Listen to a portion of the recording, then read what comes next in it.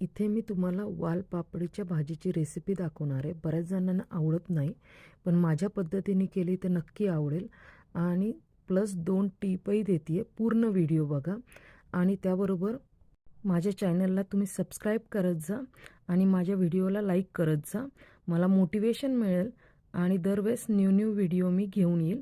इथे तेलामध्ये जिरी मोहरी टाकलेली, ती तडतडली की त्यामध्ये कांदा टाकलेला आहे. तो परतत असतानाच त्यामध्ये धना जिऱ्याची पावडर टाकलेली आहे, मग हळद टाकलेली आहे, चवीनुसार मीठ टाकलेली. ही ते पहिली टीप की भाजी ही गोडसर असते म्हणून लाल तिखट 1.5 चमचा टाकला आहे आणि हे कांदा लसूण मसाला 2 चमचे टाकलेले आहेत.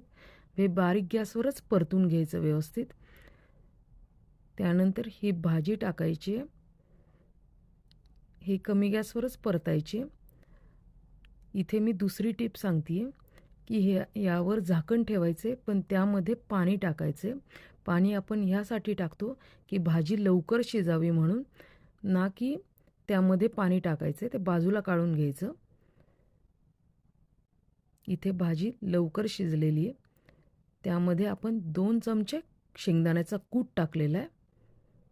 इथे तुम्हाला आवडत असेल तर कूट टाका, नाहीतर नाही टाकला तरी चालेल, पण चव चांगली लागते. इथे झालेली आपली वालपापडीची भाजी रेडी.